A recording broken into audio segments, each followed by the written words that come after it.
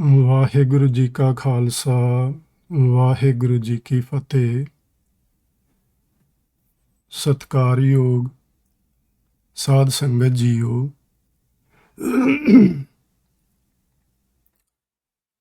ਜਿਸ ਤਰ੍ਹਾਂ ਆਪ ਜੀ ਨੂੰ ਪਤਾ ਹੀ ਹੈ ਕਿ ਆਪਾਂ ਮਹੀਨੇ ਵਿੱਚ ਇੱਕ ਵਾਰੀ ਬੁੱਧਵਾਰ ਵਾਲੇ ਦਿਨ ਸੁਖਮਨੀ ਸਾਹਿਬ ਜੀ ਦੀ ਬਾਣੀ ਦੀ ਵਿਚਾਰ ਸਾਂਝੀ ਕਰਦੇ ਹਾਂ। ਤੇ ਉਸੇ ਹੀ ਲੜੀ ਦੇ ਦੌਰਾਨ ਆਪਾਂ ਅਸ਼ਟਪਦੀ ਨੰਬਰ 13 ਕਰ ਰਹੇ ਹਾਂ, ਜਿਸ ਦਾ ਸ਼ਲੋਕ ਅਤੇ ਪਹਿਲਾ ਬੰਦ ਆਪਾਂ ਪਿਛਲੀ ਕਲਾਸ ਵਿੱਚ ਸਮਝ ਲਿਆ ਸੀ। ਤੇ ਇਹ ਜਿਹੜੀ ਅਸ਼ਟਪਦੀ, ਇਸ ਦਾ ਜਿਹੜਾ ਸ਼ਲੋਕ ਹੈ ਉਹ ਆਪ ਜੀ ਦੇ ਸਾਹਮਣੇ ਆ। ਸੰਤ ਸ਼ਰਨ ਜੋ ਜਨ ਭਰੈ, ਸੋ ਜਨ ਉਧਰਨ ਹਾਰ। ਸੰਤ ਕੀ ਨਿੰਦਾ ਨਾਨਕਾ, ਬਹੁਰ ਬਹੁਰ ਅਵਤਾਰ। ਜਿਸ ਦੇ ਆਪਾਂ ਜਿਹੜੇ ਅਰਥ ਨੇ ਉਹ ਪਿਛਲੀ ਕਥਾ ਵਿੱਚ ਚੰਗੀ ਤਰ੍ਹਾਂ ਵਿਸਥਾਰ ਨਾਲ ਸਮਝ ਲਏ ਸਨ। ਅੱਜ ਆਪਾਂ ਸੰਖੇਪ ਵਿੱਚ ਇਸ ਨੂੰ ਸਮਝ ਲਈਏ ਕਿ ਜਿਹੜਾ ਵਿਅਕਤੀ ਸੰਤਾਂ ਦੀ, ਗੁਰੂ ਸਾਹਿਬਾਨ ਦੀ ਸ਼ਰਨ ਵਿੱਚ ਆ ਜਾਂਦਾ ਹੈ, ਉਹ ਸੰਸਾਰ ਸਾਗਰ ਤੋਂ ਪਾਰ ਹੋਣ ਦੇ ਯੋਗ ਬਣ ਜਾਂਦਾ ਹੈ। ਤੇ ਦੂਜੇ ਪਾਸੇ ਜਿਹੜੇ ਲੋਕ ਸੰਤਾਂ ਦੀ ਨਿੰਦਿਆ ਕਰਦੇ ਨੇ, ਉਹਨਾਂ ਦਾ ਮੁੜ ਮੁੜ ਕੇ ਜਨਮ ਹੁੰਦਾ ਰਹਿੰਦਾ ਹੈ ਤੇ ਮਰਨ ਹੁੰਦਾ ਰਹਿੰਦਾ ਹੈ। ਇਸ ਗੱਲ ਨੂੰ ਆਪਾਂ ਥੋੜ੍ਹਾ ਜਿਹਾ ਗੁਰਬਾਣੀ ਵਿੱਚੋਂ ਸਮਝਦੇ ਹਾਂ। ਔਰ ਪਿਛਲੀ ਜਿਹੜੀ ਆਪਣੀ ਕਥਾ ਸੀ ਉਹਦੇ ਵਿੱਚ ਆਪਾਂ ਨੇ ਆਹ 4 ਪੁਆਇੰਟ ਸਮਝੇ ਸਨ। ਸੰਤ ਕਿਸ ਨੂੰ ਆਖਦੇ ਨੇ, ਸੰਤਾਂ ਦੀ ਸ਼ਰਨ ਕੀ ਏ, ਫਿਰ ਨਿੰਦਿਆ ਕਿਸ ਨੂੰ ਆਖਦੇ ਨੇ, ਤੇ ਸੰਤਾਂ ਦੀ ਨਿੰਦਿਆ ਤੇ ਪੂਰੀ ਅਸ਼ਟਪਦੀ ਗੁਰੂ ਸਾਹਿਬ ਨੇ ਲਿਖੀ ਏ, ਇਸ ਦਾ ਕੀ ਮਕਸਦ ਹੋ ਸਕਦਾ ਹੈ, ਆਪਾਂ ਇਸ ਨੂੰ ਸਮਝਿਆ ਸੀ। ਸੋ ਅੱਜ ਆਪਾਂ ਇਹ ਗੱਲ ਸਮਝਣੀ ਹੈ ਕਿ ਸੰਤਾਂ ਦਾ ਜਿਹੜਾ ਸੁਭਾਅ ਹੈ ਉਹ ਕਿਹੋ ਜਿਹਾ ਹੈ, ਤੇ ਜਿਹੜੇ ਨਿੰਦਕ ਲੋਕ ਨੇ ਉਹਨਾਂ ਦਾ ਸੁਭਾਅ ਕਿਹੋ ਜਿਹਾ ਹੈ। ਗੁਰੂ ਪੰਜਵੇਂ ਪਾਤਸ਼ਾਹ ਮਹਾਰਾਜ ਜੀ ਨੇ ਬਚਨ ਲਿਖੇ ਨੇ ਸਹਿਸਕ੍ਰਿਤੀ ਸ਼ਲੋਕਾਂ ਵਿੱਚ। ਸਹਿਨਸ਼ੀਲ ਸੰਤੰ ਸਮ ਮਿਤਰਸਯ ਦੁਰਜਨਹ, ਨਾਨਕ ਭੋਜਨ ਅਨਿਕ ਪ੍ਰਕਾਰੇਣ, ਨਿੰਦਕ ਆਵਦ ਹੋਏ ਉਪਤਿਸ਼ਟਤੇ। ਇਹਦੇ ਵਿੱਚ ਜੀ ਸੰਤਾਂ ਦਾ ਸੁਭਾਅ ਦੱਸਿਆ ਹੈ ਤੇ ਨਿੰਦਕ ਦਾ ਸੁਭਾਅ ਦੱਸਿਆ ਹੈ। ਜਿਹੜਾ ਸੰਤਾਂ ਦਾ ਸੁਭਾਅ ਹੈ, ਗੁਰੂ ਮਹਾਂਪੁਰਸ਼ਾਂ ਦਾ ਸੁਭਾਅ ਹੈ, ਉਹ ਤੇ ਆ ਹਰ ਇੱਕ ਦੀ ਵਧੀਕੀ ਨੂੰ ਸਹਿਨ ਕਰਨ ਵਾਲਾ। ਜੇ ਉਹਨਾਂ ਨਾਲ ਕੋਈ ਬਚਨ ਉੱਚਾ ਨੀਵਾਂ ਕਰਦਾ ਹੈ ਤੇ ਉਹ ਗੁੱਸੇ ਵਿੱਚ ਨਹੀਂ ਆਉਂਦੇ, ਉਸ ਨੂੰ ਸਹਿਨ ਕਰਦੇ ਨੇ। ਭਾਵੇਂ ਕਿਸੇ ਨੂੰ ਸਿੱਖਿਆ ਦੇਣ ਲਈ ਅੱਗੋਂ ਕੋਈ ਗੱਲ ਕਰਨੀ ਵੀ ਪੈਂਦੀ ਏ, ਲੇਕਿਨ ਉਹਨਾਂ ਦਾ ਸੁਭਾਅ ਗੁੱਸੇ ਵਾਲਾ, ਕ੍ਰੋਧ ਵਾਲਾ ਨਹੀਂ ਹੁੰਦਾ, ਸਹਿਨ ਵਾਲਾ ਹੁੰਦਾ ਹੈ। ਸੀਲ ਦਾ ਮਤਲਬ ਹੁੰਦਾ ਹੈ ਮਿੱਠਾ ਸੁਭਾਅ। ਸਹਿਨ ਵਾਲਾ ਤੇ ਮਿੱਠ ਬੋਲੜਾ ਸੁਭਾਅ ਉਹਨਾਂ ਦਾ ਹੁੰਦਾ ਹੈ। ਅਤੇ ਉਹ ਮਿੱਤਰਾਂ ਨੂੰ ਤੇ ਕੁਮਿੱਤਰਾਂ ਨੂੰ, ਦੁਰਜਨ ਦਾ ਮਤਲਬ ਹੁੰਦਾ ਹੈ ਜਿਹੜੇ ਮਿੱਤਰ ਨਹੀਂ ਹੁੰਦੇ, ਵਿਰੋਧੀ ਹੁੰਦੇ ਨੇ। ਸਮ ਦਾ ਮਤਲਬ ਹੈ ਉਹ ਦੋਵਾਂ ਤਰ੍ਹਾਂ ਦੇ ਲੋਕਾਂ ਨੂੰ ਇੱਕੋ ਜਿਹਾ ਸਮਝਦੇ ਨੇ। ਚਾਹੇ ਕੋਈ ਮਿੱਤਰ ਹੈ, ਉਹ ਤੇ ਮਿੱਤਰ ਹੈ ਹੀ ਏ, ਤੇ ਜਿਹੜਾ ਦੁਰਜਨ ਹੈ, ਸੰਤ ਮਹਾਂਪੁਰਸ਼, ਉਸ ਨੂੰ ਵੀ ਮਿੱਤਰ ਹੀ ਸਮਝਦੇ ਨੇ, ਯਾਨੀ ਦੋਵਾਂ ਨੂੰ ਇੱਕੋ ਜਿਹਾ ਸਮਝਦੇ ਨੇ। ਨਾਨਕ ਭੋਜਨ ਅਨਿਕ ਪ੍ਰਕਾਰੇਣ, ਜਿਹੜੇ ਮਿੱਤਰ ਹੁੰਦੇ ਨੇ ਉਹ ਜਦੋਂ ਮਹਾਂਪੁਰਸ਼ਾਂ ਕੋਲ ਆਉਂਦੇ ਨੇ ਤੇ ਕੋਈ ਨਾ ਕੋਈ ਭੇਟਾ ਨਾਲ ਲੈ ਕੇ ਆਉਂਦੇ ਨੇ। ਅਨੇਕ ਪ੍ਰਕਾਰ ਦੀਆਂ ਭੇਟਾਵਾਂ ਗੁਰੂ ਸਾਹਿਬ ਦੀ ਹਜ਼ੂਰੀ ਵਿੱਚ, ਮਹਾਂਪੁਰਸ਼ਾਂ ਦੀ ਹਜ਼ੂਰੀ ਵਿੱਚ ਲੈ ਕੇ ਆਉਂਦੇ ਨੇ। ਇੱਥੇ ਗੁਰੂ ਜੀ ਨੇ ਭੋਜਨ ਦਾ ਜ਼ਿਕਰ ਕੀਤਾ ਹੈ ਕਿ ਅਨੇਕ ਪ੍ਰਕਾਰ ਦਾ ਭੋਜਨ ਬਣਾ ਕੇ ਜਿਹੜੇ ਮਿੱਤਰ ਜਨ ਨੇ ਸੰਤਾਂ ਦੇ, ਉਹ ਸੰਤਾਂ ਪਾਸ ਆਉਂਦੇ ਨੇ, ਲੈ ਕੇ ਆਉਂਦੇ ਨੇ। ਨਿੰਦਕ ਆਵਦ ਹੋਏ ਉਪਤਿਸ਼ਟਤੇ। ਇੱਥੇ ਜਿਹੜਾ ਆਵਦ ਸ਼ਬਦ ਜੀ, ਇਹਦਾ ਅਰਥ ਹੁੰਦਾ ਹੈ ਹਥਿਆਰ, ਮਾਰਨ ਵਾਸਤੇ ਕੋਈ ਚੀਜ਼। ਹੋਏ ਉਪਤਿਸ਼ਟਤੇ ਤੋਂ ਮਤਲਬ ਹੈ ਕਿ ਉਹ ਉਹਦੇ ਨੇੜੇ ਆਉਂਦੇ ਨੇ। ਜਿਹੜੇ ਦੁਰਜਨ ਲੋਕ ਨੇ ਉਹ ਸੰਤਾਂ ਨੂੰ ਮਾਰਨ ਵਾਸਤੇ ਉਹਨਾਂ ਦੇ ਨੇੜੇ ਕੋਈ ਨਾ ਕੋਈ ਹਥਿਆਰ ਲੈ ਕੇ ਆਉਂਦੇ ਨੇ। ਇਹ ਪੰਜਵੇਂ ਪਾਤਸ਼ਾਹ ਜੀ ਦੇ ਬਚਨ ਨੇ, ਔਰ ਤੁਸੀਂ ਜੇ ਉਹਨਾਂ ਦਾ ਜੀਵਨ ਪੜ੍ਹ ਕੇ ਵੇਖੋ ਤੇ ਉਹਨਾਂ ਨੂੰ ਕਦੀ ਸੁਲਹੀ ਖਾਂ ਹਥਿਆਰ ਲੈ ਕੇ ਮਾਰਨ ਆਉਂਦਾ ਹੈ ਪਿਆ, ਕਦੀ ਸੁਲਭੀ ਖਾਂ ਆਉਂਦਾ ਹੈ, ਕਦੀ ਉਹਨਾਂ ਦਾ ਆਪਣਾ ਭਰਾ ਆਉਂਦਾ ਹੈ, ਕਦੀ ਉਹਨਾਂ ਦੇ ਸਾਹਿਬਜ਼ਾਦੇ ਗੁਰੂ ਹਰਗੋਬਿੰਦ ਸਾਹਿਬ ਜੀ ਨੂੰ ਮਾਰਨ ਵਾਸਤੇ ਹਥਿਆਰ ਚੁੱਕੀ ਫਿਰਦੇ ਨੇ ਲੋਕ। ਸੋ ਇਹ ਬਚਨ ਗੁਰੂ ਅਰਜਨ ਦੇਵ ਮਹਾਰਾਜ ਜੀ ਨੇ ਲਿਖਿਆ ਹੈ ਕਿ ਜਿਹੜੇ ਸੱਜਣ ਪੁਰਸ਼ ਨੇ ਉਹ ਤਾਂ ਭਾਈ ਕੋਈ ਨਾ ਕੋਈ ਮਹਾਂਪੁਰਸ਼ਾਂ ਕੋਲ ਭੇਟਾ ਲੈ ਕੇ ਆਉਂਦੇ ਨੇ, ਪਿਆਰ ਭਰੀ ਭੇਟਾ, ਤੇ ਜਿਹੜੇ ਨਿੰਦਕ ਹੁੰਦੇ ਨੇ, ਦੁਰਜਨ ਹੁੰਦੇ ਨੇ, ਉਹ ਹਥਿਆਰ ਲੈ ਕੇ ਮਾਰਨ ਲਈ ਆਉਂਦੇ ਨੇ। ਅੱਗੇ ਲਿਖਿਆ ਨਿੰਦਕ ਨਿੰਦਾ ਕਰ ਮਲ ਧੋਵੈ, ਉਹ ਮਲ ਭਖ ਮਾਇਆ ਧਾਰੀ। ਇਸ ਗੱਲ ਨੂੰ ਆਪਾਂ ਅੱਜ ਦੇ ਪੂਰੇ ਬੰਦ ਵਿੱਚ ਰੱਖਣਾ ਨਾਲ ਧਿਆਨ ਵਿੱਚ ਕਿ ਜਿਹੜਾ ਨਿੰਦਕ ਹੈ ਨਾ ਜੀ, ਨਿੰਦਾ ਕਰ, ਨਿੰਦਕ ਨਿੰਦਾ ਕਰਕੇ ਸੰਤਾਂ ਦੀ, ਮਹਾਂਪੁਰਸ਼ਾਂ ਦੀ ਮਲ ਧੋਵੈ, ਉਹਨਾਂ ਦੀ ਜਿਹੜੀ ਮੈਲ ਹੈ, ਵਿਕਾਰਾਂ ਰੂਪੀ ਮੈਲ, ਉਸ ਨੂੰ ਧੋਂਦੇ ਨੇ। ਭਾਵੇਂ ਮੈਂ ਆਖਣਾ ਚਾਹਾਂਗਾ ਉਹਨਾਂ ਵਿੱਚ ਮੈਲ ਹੁੰਦੀ ਨਹੀਂ, ਜਿਹੜੇ ਮਹਾਂਪੁਰਸ਼ ਗੁਰੂ ਜਨ ਹੁੰਦੇ ਨੇ ਮੈਲ ਹੁੰਦੀ ਨਹੀਂ, ਉਹ ਵਿਕਾਰੀ ਹੁੰਦੇ ਨਹੀਂ। ਲੇਕਿਨ ਫਿਰ ਵੀ ਕੋਈ ਬੰਦਾ ਕਿਸੇ ਮਹਾਂਪੁਰਸ਼ ਦੇ ਅੰਦਰ ਉਹਦੇ ਗੁਣਾਂ ਨੂੰ ਅੱਖੋਂ ਪਰੋਖੇ ਕਰਕੇ ਉਹਦੇ ਉੱਤੇ ਔਗਣ ਜਿਹੜੇ ਨੇ ਉਹ ਥੋਪਦਾ ਏ, ਆਰੋਪਣ ਕਰਦਾ ਏ, ਉਹ ਮਾਨੋ ਉਸ ਦੀ ਮਹਾਂਪੁਰਸ਼ ਦੀ ਮੈਲ ਧੋ ਰਿਹਾ। ਉਹ ਮਲ ਭਖ ਮਾਇਆ ਧਾਰੀ। ਮਲ ਭਖ ਦਾ ਮਤਲਬ ਹੁੰਦਾ ਹੈ ਜੀ ਮਲ ਖਾਣ ਵਾਲੇ, ਮਾਇਆ ਧਾਰੀ। ਉਹ ਜਿਹੜੇ ਇੱਥੇ ਮਾਇਆ ਧਾਰੀ ਸ਼ਬਦ ਇਸ ਲਈ ਸ਼ਾਇਦ ਵਰਤਿਆ ਹੈ ਕਿ ਗੁਰੂ ਜੀ ਨੇ ਨਾ ਬਾਣੀ ਵਿੱਚ ਲਿਖਿਆ ਜਿਹੜੇ ਮਾਇਆ ਧਾਰੀ ਹੁੰਦੇ ਨੇ ਉਹ ਅੰਨੇ ਬੋਲੇ ਹੁੰਦੇ ਨੇ। ਉਹਨਾਂ ਨੂੰ ਨਾ ਮਹਾਂਪੁਰਸ਼ਾਂ ਦੀ ਗੱਲ ਸੁਣਦੀ ਏ ਤੇ ਨਾ ਉਹਨਾਂ ਨੂੰ ਉਹ ਨਜ਼ਰ ਆਉਂਦੇ ਨੇ, ਭਾਵ ਉਹ ਦਿਸਦੇ ਹੀ ਨਹੀਂ ਗੇ, ਉਹਨਾਂ ਅੰਦਰ ਜਿਹੜੇ ਗੁਣ ਨੇ ਉਹ ਨਜ਼ਰ ਨਹੀਂ ਆਉਂਦੇ। ਮਾਇਆ ਧਾਰੀ ਅਤ ਅੰਨਾ ਬੋਲਾ, ਇਹ ਬਾਣੀ 'ਚ ਲਿਖੇ ਹੋਏ ਬਚਨ ਨੇ। ਤੇ ਇਹੋ ਜਿਹੇ ਜਿਹੜੇ ਲੋਕ ਨੇ, ਜਿਵੇਂ ਇੱਥੇ ਨਿੰਦਕ ਦੀ ਗੱਲ ਕੀਤੀ ਏ, ਉਹ ਨਿੰਦਕ ਜਿਹੜਾ ਮਾਇਆ ਧਾਰੀ ਏ, ਉਹ ਮਹਾਂਪੁਰਸ਼ਾਂ ਦੀ ਨਿੰਦਿਆ ਕਰਕੇ ਮਾਨੋ ਪਰਾਈ ਮੈਲ ਖਾਣ ਵਾਲਾ ਬਣ ਗਿਆ ਹੈ। ਸੰਤ ਜਨਾਂ ਕੀ ਨਿੰਦਾ ਵਿਆਪੇ, ਨਾ ਉਰਵਾਰ ਨਾ ਪਾਰੀ। ਉਹ ਮਹਾਂਪੁਰਸ਼ਾਂ ਦੀ ਨਿੰਦਿਆ ਵਿੱਚ 24 ਘੰਟੇ ਹਰ ਵਕਤ ਲੱਗੇ ਰਹਿੰਦੇ ਨੇ, ਨਾ ਉਰਵਾਰ ਨਾ ਪਾਰੀ। ਆਪਾਂ ਪਿਛਲੀ ਕਥਾ ਵਿੱਚ ਸਮਝਣ ਦਾ ਯਤਨ ਕੀਤਾ ਸੀ ਕਿ ਇੱਕ ਤੇ ਭਵਜਲ ਏ, ਜਿਹਦੇ ਵਿੱਚ ਇਹ ਦੱਸਿਆ ਗੁਰੂ ਜੀ ਨੇ ਕਿ ਜਨਮ ਤੇ ਮਰਨ ਹੁੰਦਾ ਰਹਿੰਦਾ ਹੈ। ਇੱਕ ਭਵਜਲ ਏ ਸਾਡੇ ਮਨ ਦੇ ਜਿਹੜੇ ਫੁਰਨੇ ਨੇ, ਉਹ 24 ਘੰਟੇ ਸਾਡੇ ਅੰਦਰ ਚੱਲਦੇ ਨੇ, ਉਹ ਵੀ ਇੱਕ ਭਵਜਲ ਏ, ਉਹਦੇ ਵਿੱਚੋਂ ਵੀ ਨਹੀਂ ਬਾਹਰ ਨਿਕਲਿਆ ਜਾਂਦਾ। ਤੇ ਆ ਜਿਹੜੀ ਨਿੰਦਾ ਹੈ ਨਾ ਜੀ, ਇਹਦਾ ਵੀ ਇੱਕ ਭਵਜਲ ਬਣ ਜਾਂਦਾ ਹੈ। ਜਿਹੜੇ ਲੋਕ ਨਿੰਦਿਆ ਕਰਨ ਦੇ ਆਦੀ ਹੋ ਜਾਂਦੇ ਨੇ, ਉਹ ਫਿਰ ਹਰ ਜਗ੍ਹਾ ਤੇ ਜਿੱਥੇ ਵੀ ਜਾਣਗੇ ਉੱਥੇ ਜਿਹਦੀ ਉਹਨਾਂ ਨਿੰਦਿਆ ਕਰਨੀ ਉਹਨਾਂ ਕਰੀ ਹੀ ਜਾਣੀ, ਉਹ ਬੜਾ ਮਾੜਾ ਹੈ ਜੀ, ਉਹ ਬੜਾ ਇਸ ਤਰ੍ਹਾਂ ਜੀ, ਉਸ ਤਰ੍ਹਾਂ ਹੈ। ਨਾ ਉਰਵਾਰ ਨਾ ਪਾਰੀ। ਉਹ ਇਸ ਨਿੰਦਿਆ ਦੇ ਭਵ ਸਾਗਰ ਵਿੱਚੋਂ ਵੀ ਨਾ ਉਰਲੇ ਕੰਢੇ ਤੇ ਨਾ ਪਰਲੇ ਕੰਢੇ ਤੇ, ਉਹਦੇ ਵਿੱਚ ਹੀ ਘੁੰਮਣ ਘੇਰੀ ਵਿੱਚ ਫਸੇ ਰਹਿੰਦੇ ਨੇ। ਯਾਨੀ ਨਿੰਦਿਆ ਦੀ ਘੁੰਮਣ ਘੇਰੀ ਵਿੱਚ ਹੀ ਉਹ ਲੋਕ ਫਸੇ ਰਹਿੰਦੇ ਨੇ। ਸੋ ਇੱਥੇ ਇਹ ਦੋ ਤਰ੍ਹਾਂ ਦੇ ਲੋਕਾਂ ਦੀ ਗੁਰੂ ਸਾਹਿਬ ਨੇ ਗੱਲ ਕੀਤੀ ਹੈ। ਇੱਕ ਮਹਾਂਪੁਰਸ਼ ਨੇ ਜਿਹੜੇ ਸਭਨਾਂ ਦੇ ਨਾਲ ਇੱਕੋ ਜਿਹਾ ਵਿਹਾਰ ਕਰਦੇ ਨੇ, ਦੂਸਰੇ ਪਾਸੇ ਕੋਈ ਨਿੰਦਕ ਹੈ ਜਿਹੜਾ ਇਸ ਨਿੰਦਾ ਦੇ ਭਵ ਸਾਗਰ ਵਿੱਚ ਫਸਿਆ ਰਹਿੰਦਾ ਹੈ ਤੇ ਉਹਦੇ ਵਿੱਚ ਫਸ ਕੇ ਉਹ ਮਹਾਂਪੁਰਸ਼ਾਂ ਦੀ ਨਿੰਦਿਆ ਕਰਦਾ ਹੋਇਆ ਮਾਨੋ ਉਹਨਾਂ ਦੀ ਮੈਲ ਧੋਂਦਾ ਰਹਿੰਦਾ ਹੈ ਤੇ ਉਸ ਮੈਲ ਨੂੰ ਆਪ ਖਾਂਦਾ ਰਹਿੰਦਾ ਹੈ। ਇਹ ਬਚਨ ਗੁਰੂ ਸਾਹਿਬ ਨੇ ਲਿਖੇ ਨੇ। ਸੋ ਹੁਣ ਆਪਾਂ ਸ਼ੁਰੂ ਕਰਦੇ ਹਾਂ ਅੱਜ ਦਾ ਬੰਦ ਨੰਬਰ 2।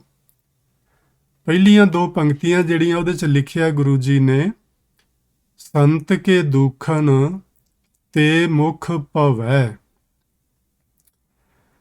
ਆਪਾਂ ਪਿਛਲੀ ਵਾਰੀ ਸਮਝ ਲਿਆ ਸੀ ਜਿਹੜਾ ਦੁਖਨ ਸ਼ਬਦ ਹੈ ਨਾ, ਇਹਦਾ ਮਤਲਬ ਹੈ ਨਿੰਦਾ। ਸੰਤ ਕੇ ਦੁਖਨ, ਸੰਤ ਦੀ ਨਿੰਦਿਆ, ਸੰਤਾਂ ਦੀ ਨਿੰਦਿਆ ਕਰਨ ਵਾਲੇ ਦਾ ਤੇ ਮੁਖ ਭਵੈ, ਉਹਦਾ ਮੂੰਹ ਭੌਂ ਜਾਂਦਾ ਹੈ। ਭੌਂ ਕਿੱਧਰ ਨੂੰ ਜਾਂਦਾ, ਇਹ ਥੋੜਾ ਸਮਝਣ ਦਾ ਵਿਸ਼ਾ ਹੈ। ਮੈਂ 3-4 ਜਣਿਆਂ ਨੂੰ ਪੜ੍ਹਿਆ ਟੀਕਾਕਾਰਾਂ ਨੂੰ, ਤੇ ਉਹਨਾਂ ਨੇ ਵੱਖਰੇ ਵੱਖਰੇ ਅਰਥ ਲਿਖੇ ਨੇ। ਇੱਕ ਨੇ ਲਿਖਿਆ ਜਿਹੜਾ ਮੂੰਹ ਭੌਂ ਜਾਣਾ ਹੈ, ਉਹਦਾ ਮਤਲਬ ਹੈ ਕਿ ਜਿਵੇਂ ਲਕਵਾ ਨਹੀਂ, ਇੱਕ ਬਿਮਾਰੀ ਹੁੰਦੀ ਹੈ, ਲਕਵਾ ਹੋ ਜਾਏ ਤੇ ਮੂੰਹ ਮੁੜ ਜਾਂਦਾ, ਸਿੱਧਾ ਨਹੀਂ ਰਹਿੰਦਾ, ਵੀ ਉਸ ਨੂੰ ਲਕਵਾ ਹੋ ਜਾਂਦਾ ਹੈ। ਤੇ ਇੱਕ ਸੱਜਣ ਨੇ ਵੀ ਲਿਖਿਆ ਵੀ ਜੇ ਇਸ ਜਨਮ 'ਚ ਨਾ ਹੋਵੇ ਤੇ ਅਗਲੇ ਜਨਮ 'ਚ ਹੋ ਜਾਏਗਾ। ਇਸ ਤਰ੍ਹਾਂ ਵੀ ਉਹਨੇ ਲਿਖਿਆ ਹੋਇਆ ਹੈ। ਤੇ ਜਿਵੇਂ ਆਪਾਂ ਇਹਨੂੰ ਸਮਝਣ ਦੀ ਕੋਸ਼ਿਸ਼ ਹੀ ਕਰ ਰਹੇ ਹਾਂ ਜੀ, ਅਸਲੀਅਤ ਕੀ ਉਹ ਤੇ ਗੁਰੂ ਅਰਜਨ ਦੇਵ ਮਹਾਰਾਜ ਜਾਣਦੇ ਨੇ। ਇਸ ਤਰ੍ਹਾਂ ਲੱਗਦਾ ਹੈ ਕਿ ਸੰਤ ਕੇ ਦੁਖਣ ਤੇ ਮੁਖ ਭਵੈ, ਸੰਤਾਂ ਦੀ ਨਿੰਦਿਆ ਕਰਨ ਦੇ ਨਾਲ ਵਾਹਿਗੁਰੂ ਜੀ ਵੱਲੋਂ ਮੂੰਹ ਭੌਂ ਜਾਂਦਾ ਹੈ।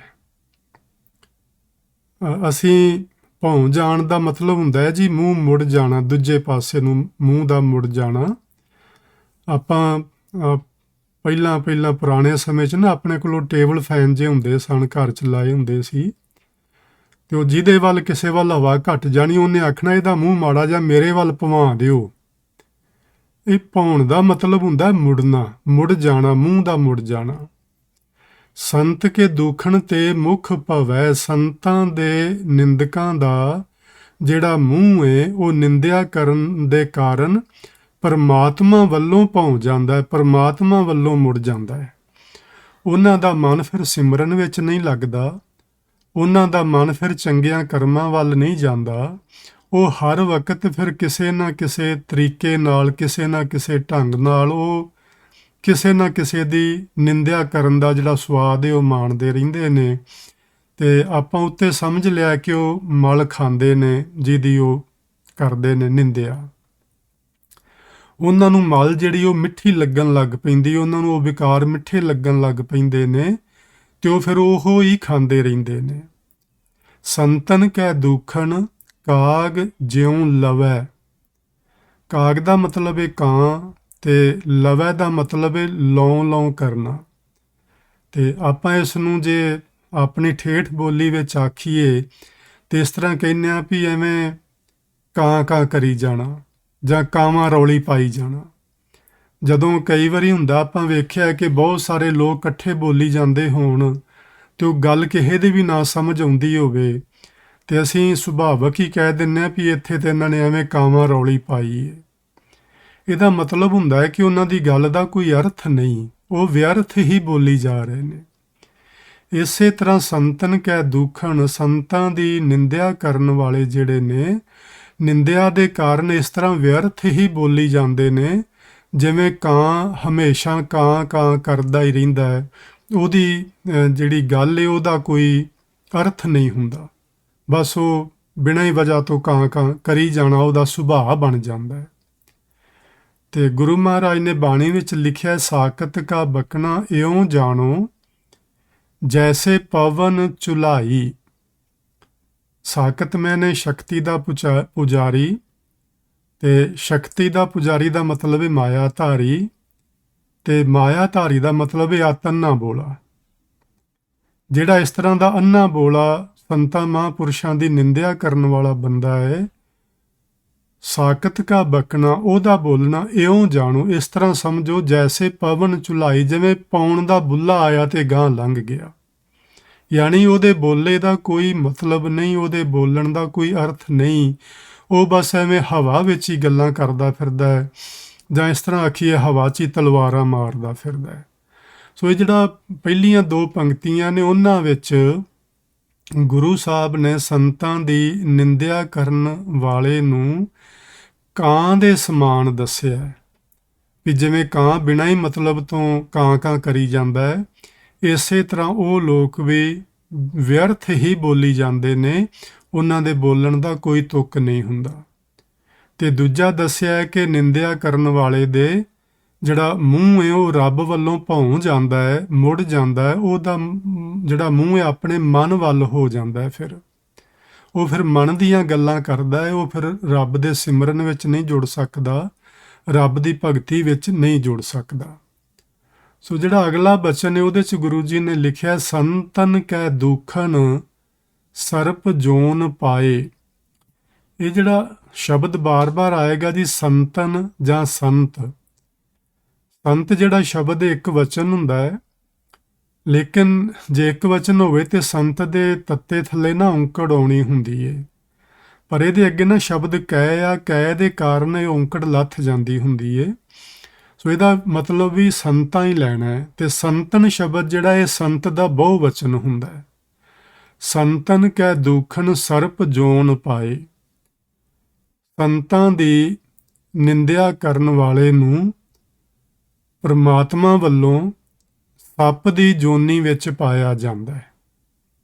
ਆਪਾਂ ਨਾ ਪਿੱਛੇ ਗੁਰਬਾਣੀ ਵਿੱਚ ਸਮਝਿਆ ਸੀ ਕਿ ਭਗਤ ਤ੍ਰਿਲੋਚਨ ਜੀ ਦੀ ਬਾਣੀ ਰਾਹੀਂ, ਉਹਨਾਂ ਦੇ ਸ਼ਬਦ ਰਾਹੀਂ, ਭਈ ਅੰਤ ਕਾਲ ਜੋ ਲక్ష్ਮੀ ਸਿਮਰੈ, ਐਸੀ ਚਿੰਤਾ ਮਹਿ ਜੇ ਮਰੈ, ਸਰਪ ਜੋਨ ਵਲ ਵਲ ਔਤਰੈ।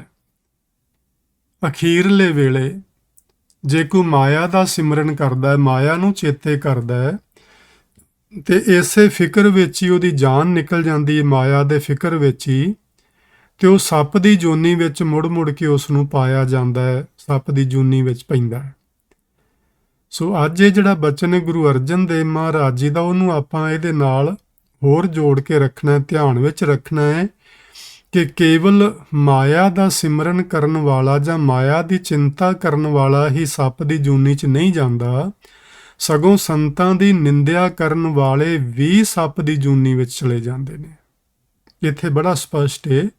ਔਰ ਇੱਥੇ ਇਹ ਵੀ ਗੱਲ ਸਪਸ਼ਟ ਹੋ ਜਾਂਦੀ ਹੈ ਕਿ ਕਈ ਵਾਰੀ ਜਿਹੜੇ ਲੋਕ ਨੇ ਨਾ, ਗੁਰਮਤ ਦੇ ਨਵੇਂ ਪ੍ਰਚਾਰਕ ਜਿਹੜੇ ਨੇ, ਉਹ ਇਸ ਤਰ੍ਹਾਂ ਕਹੇ ਜਾਂਦੇ ਸੁਣੀਂਦੇ ਨੇ ਕਿ ਜੀ ਬਸ ਆਹੋ ਹੀ ਜੀਵਨ ਹੈ ਸਾਡਾ, ਇਸ ਤੋਂ ਅੱਗੇ ਤੇ ਪਿੱਛੇ ਕੋਈ ਹੋਰ ਜੀਵਨ ਨਹੀਂ ਹੁੰਦਾ, ਕੋਈ ਹੋਰ ਜਨਮ ਮਰਨ ਨਹੀਂ ਹੁੰਦਾ, ਇਹ ਸਭ ਕਹਾਵਤਾਂ ਬਣਾਈਆਂ ਨੇ। ਕਹਾਵਤਾਂ ਨਹੀਂ ਹਨ ਜੀ, ਇੱਥੇ ਬੜਾ ਸਪਸ਼ਟ ਹੈ, ਸੰਤਨ ਕੈ ਦੁਖਨ ਸਰਪ ਜੋਨ ਪਾਏ। ਉਹਨਾਂ ਨੂੰ ਸੱਪ ਦੀ ਜੂਨੀ ਪ੍ਰਾਪਤ ਹੁੰਦੀ ਹੈ ਜਿਹੜੇ ਸੰਤਾਂ ਦੀ ਨਿੰਦਿਆ ਕਰਦੇ ਨੇ। ਤੇ ਸੰਤ ਕੈ ਦੁਖਨ ਤ੍ਰਿਗਦ ਜੋਨ ਕਿਰਮਾਏ।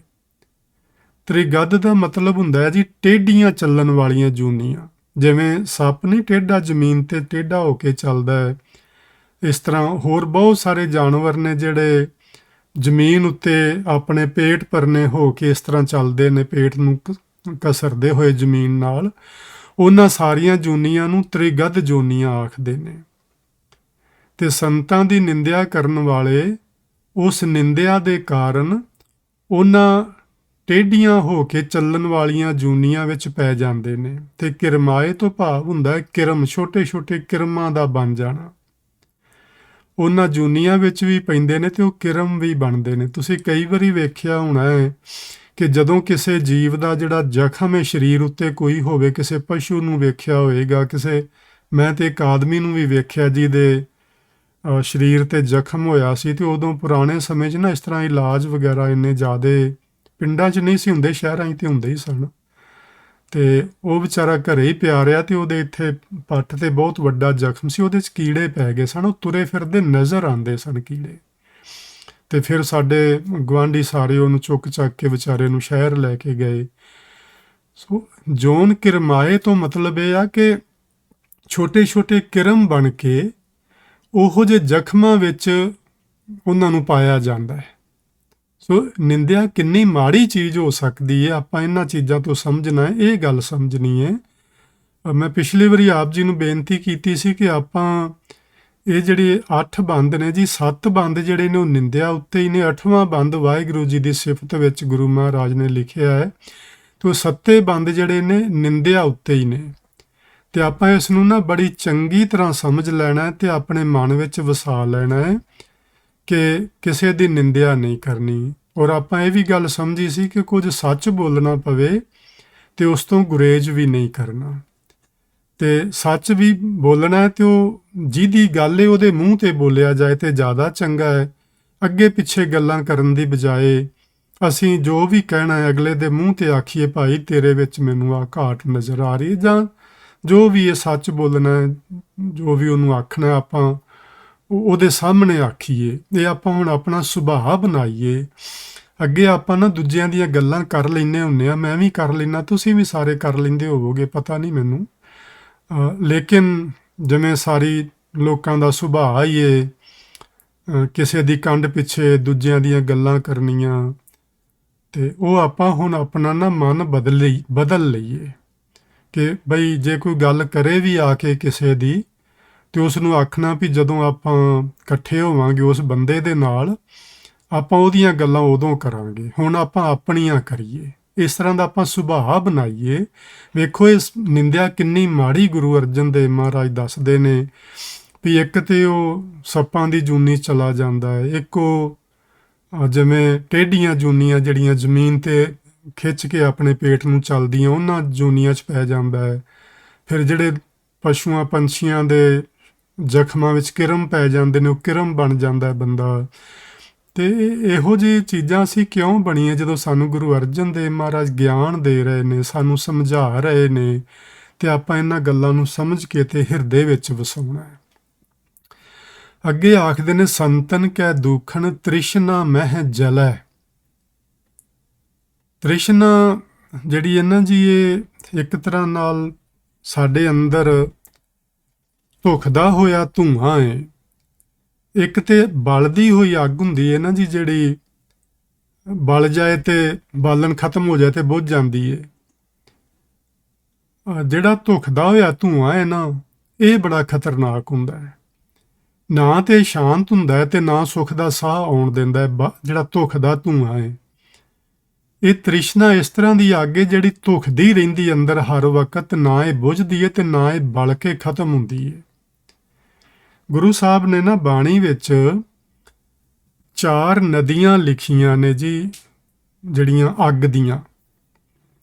ਇੱਕ ਥਾਂ ਤੇ ਗੁਰੂ ਮਹਾਰਾਜ ਨੇ ਲਿਖਿਆ ਭਈ ਹੰਸ, ਹੇਤ, ਲੋਭ, ਕੋਪ, 4 ਨਦੀਆਂ ਅੱਗ। ਇਹ 4 ਨਦੀਆਂ ਨੇ। ਹੰਸ ਮੈਨੇ ਹਿੰਸਾ, ਦੂਜਿਆਂ ਨੂੰ ਮਾਰਨਾ। ਹੰਸ ਹੇਤ ਮੈਨੇ ਮੋਹ, ਲੋਭ ਆਪਾਂ ਸਮਝਦੇ ਹਾਂ ਲਾਲਚ ਆਦਿਕ, ਤੇ ਕੋਪ ਮੈਨੇ ਕ੍ਰੋਧ। ਇਹ 4 ਅੱਗ ਦੀਆਂ ਨਦੀਆਂ ਸਾਡੇ ਅੰਦਰ ਵਹਿੰਦੀਆਂ ਨੇ, ਸਾਡੇ ਅੰਦਰ ਵਗਦੀਆਂ ਨੇ 4 ਅੱਗ ਦੀਆਂ ਨਦੀਆਂ। ਤੇ ਕਿਸੇ ਨਾ ਕਿਸੇ ਨਦੀ ਵਿੱਚ ਅਸੀਂ ਹਰ ਵਕਤ ਵਹਿੰਦੇ ਰਹਿੰਦੇ ਹਾਂ। ਅਸੀਂ ਬਚ ਨਹੀਂ ਪਾਉਂਦੇ ਇਹਨਾਂ ਅੱਗ ਦੀਆਂ ਨਦੀਆਂ ਤੋਂ।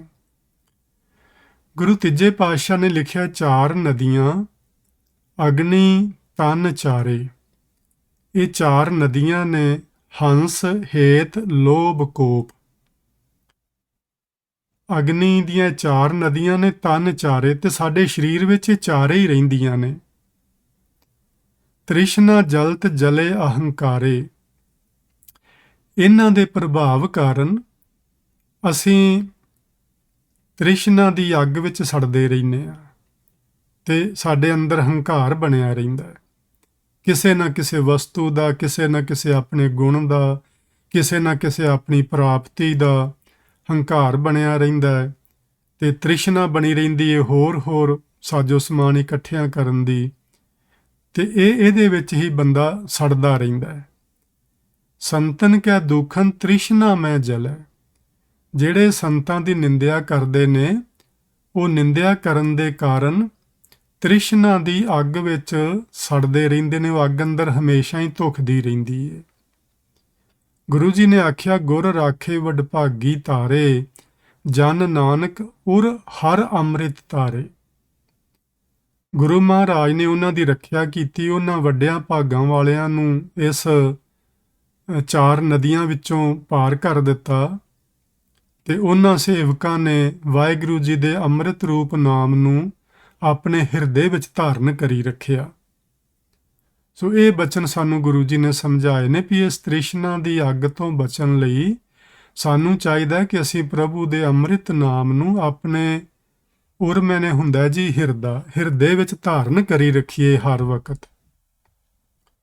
ਜੇ ਪਰਮੇਸ਼ਵਰ ਦਾ ਅੰਮ੍ਰਿਤ ਨਾਮ ਸਾਡੇ ਹਿਰਦੇ ਵਿੱਚ ਹੋਏਗਾ ਤੇ ਫਿਰ ਇਹ ਜਿਹੜੀ ਤ੍ਰਿਸ਼ਨਾ ਆਦਿਕ ਤੇ 4 ਨਦੀਆਂ ਜਿਹੜੀਆਂ ਸਾਡੇ ਅੰਦਰ ਅੱਗ ਦੀਆਂ ਵਗ ਰਹੀਆਂ ਨੇ, ਉਹਨਾਂ ਤੋਂ ਉਹ ਅੰਮ੍ਰਿਤ ਜਲ ਜਿਹੜਾ ਸਾਨੂੰ ਉਹ ਬਚਾ ਕੇ ਰੱਖੇਗਾ। ਅੱਗ ਨੂੰ ਬੁਝਾਉਣ ਲਈ ਜੀ ਇੱਕੋ ਇੱਕ ਸਾਧਨ ਵਧੀਆ ਹੁੰਦਾ ਹੈ, ਪਾਣੀ। ਅੱਗ ਬਲਦੀ ਉੱਤੇ ਪਾਣੀ ਪੈ ਜਾਏ ਤੇ ਅੱਗ ਸ਼ਾਂਤ ਹੋ ਜਾਂਦੀ ਹੈ।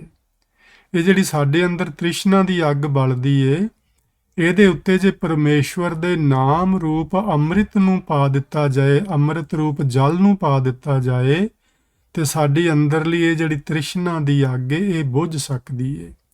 ਅੱਗ ਬਲਦੀ ਕਿਉਂ ਏ? ਸੰਤਨ ਕੈ ਦੂਖਣ। ਅੱਗੇ ਦੱਸਿਆ ਸੰਤ ਕੈ ਦੂਖਣ ਸਭ ਕੋ ਛਲੈ। ਛਲਣਾ ਹੁੰਦਾ ਹੈ ਕਿਸੇ ਨੂੰ ਧੋਖਾ ਦੇਣਾ। ਜਿਹੜੇ ਲੋਕ ਸੰਤਾਂ ਦੀ ਨਿੰਦਿਆ ਕਰਦੇ ਨੇ, ਮਾਨੋ ਉਹ ਸਭਨਾਂ ਨੂੰ ਧੋਖਾ ਦਿੰਦੇ ਫਿਰਦੇ ਨੇ। ਉਹ ਕਿਸੇ ਦੇ ਸੱਕੇ ਨਹੀਂ, ਕਿਸੇ ਦੇ ਨਾਲ ਉਹਨਾਂ ਦਾ ਪਿਆਰ ਨਹੀਂ।